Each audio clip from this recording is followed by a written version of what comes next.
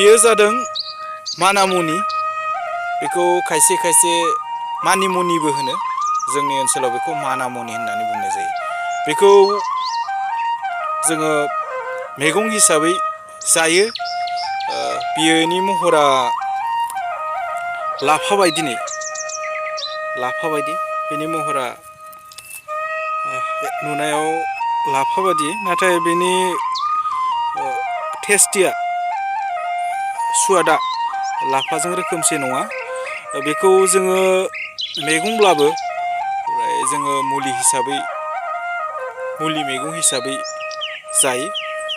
बेयाव गोबां बे मैगंनिफ्राय जोङो बानजायनाय मोनो, जेरै गेस्टिकफोर, आरो बे मैगंजों उदैया थान्दा थायो। जोङो जेब्लानाखि 2 थाखोआव फरायो मोनसे खन्थाइ दंमोन, बिफाङा बिलाइया होननाय दोंसे खन्थाइ। बे खन्थाइयाव बेबो मख'नाय दंमोन दि ओरैबायदि मख'नाय दंमोन,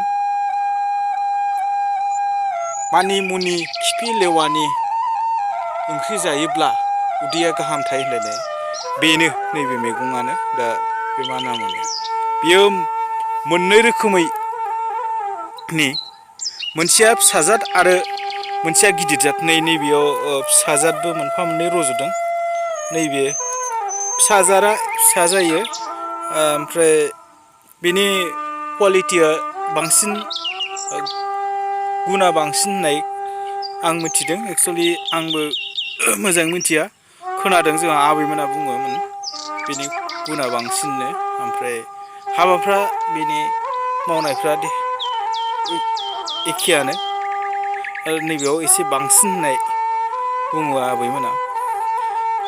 बियो ओरैबायदि जायगायाव रज'यो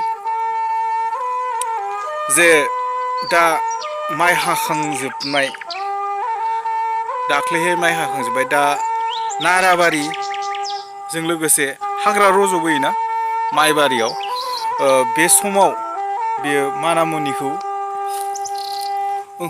रज'बोनाय नुयो। आरो बियो न'नि उसुं गुदाफ्रावबो रज'बोलाना थायो खायसे खायसेनियाव। आरो फ्राय बेखौ माइ हाखांनानै जायगायाव, बे नारा आरो बे हाग्रा रज'बोनाय जायगायाव ओंखारबोफानाय नुयो।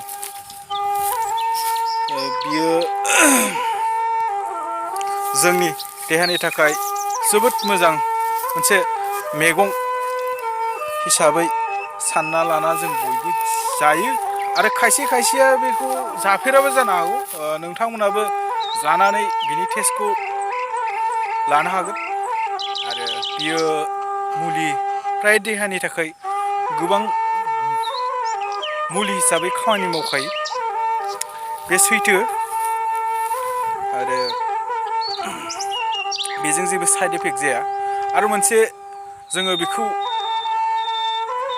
गोथाङै ओंख्रि सङाबालानो मोनसे आं मानसिफोरखौ बाहायनाय नुनो मोनो, बे जाबाय गेस्ट्रिकनि थाखाय। आरो फुं समाव बेखौ गोथाङै जानानै, बिनि बिलाइखौ गोथाङै जानानै, गुर मेथाइ जानानै दै लोङो मानसिफ्रा। दान मोनसेसो जायोबानो बिसोरो बुङो माने गेस्ट्रिकनि प्रब्लेमा स्र' जोबो होननानै बुङो। आरो हयथ' बेखौ नंगौ नङा आं मिथिया, खिन्थु जानायखौ आंबो नुयो। आरो बियो मानिमुनि फिसाजारनि महर। मानिमुनि फिसाजारनि महरा, बिलाइया रिजि रिजि जायो एसे, आरो एखेबारे